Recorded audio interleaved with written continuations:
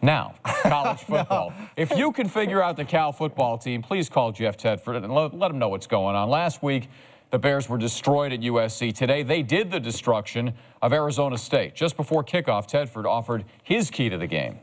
Well, we got to get a pass rush, and we got to make sure that we cover everything and tackle well. If they catch the ball, we got to make sure we keep them in front of us. That catch in the ball business. First play from scrimmage. Steven 3 deep. Easy interception for Steve Williams. I got it.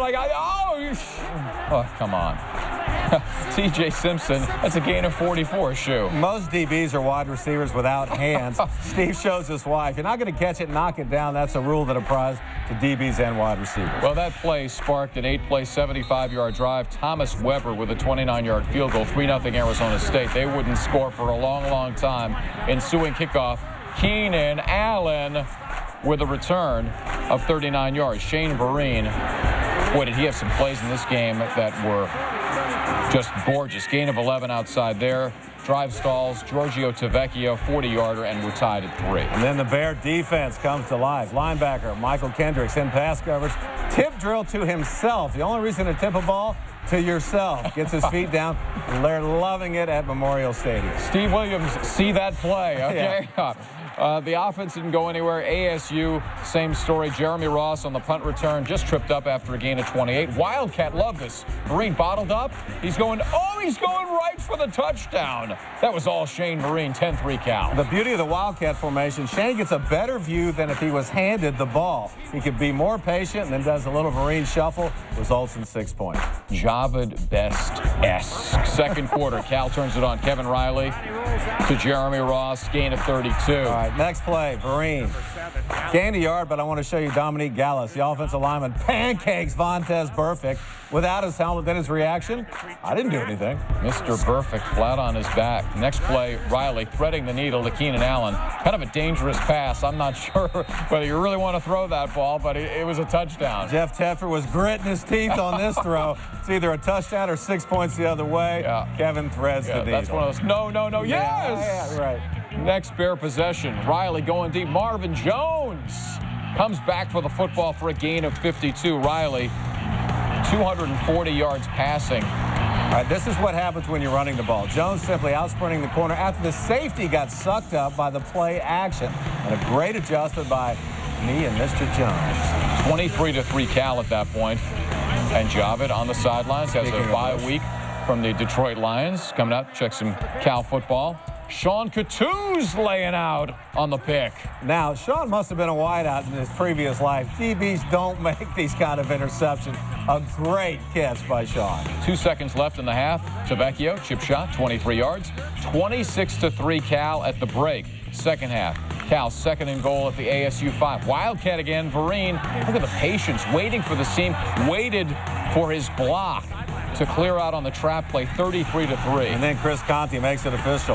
Untouched on the right side, blocks the punt, gathers it on one bounce and scores. Look again, Trevor Hankins had no chance. Bears take a 40-3 lead, doing it on offense, defense, and special teams. Yeah, that was the good news on special teams. That would be the bad news there. Okay, Colin Parker. Oliver Aaron with one of the few ASU highlights of the day on the blocked punt return for touchdown. Keenan Allen, 100 yards on 2 kickoff returns. Should have been 146 because he's going down the sidelines here, and he is, well, wait a second. Tyree Ellison, block in the back. Otherwise, Allen would have gone coast to coast on a 96-yard touchdown. Cal will settle for another Tavecchio field goal. Then later, Jeremy Ross on the reverse. Nobody home on the left side of the field. Wow. 19 yards for the touchdown, 50-10 Bears. And the final is 50-17. This is the same team that was losing 42-0 last week at SC. Shane Vereen, 94 yards on the ground, 2 touchdowns. Now has 32 TDs in 33 games played at Cal. Bears even their record at 2-2 in the Pac-10. They are 4-3 overall. Final numbers, Cal dominates across the board. 147-51 on the ground.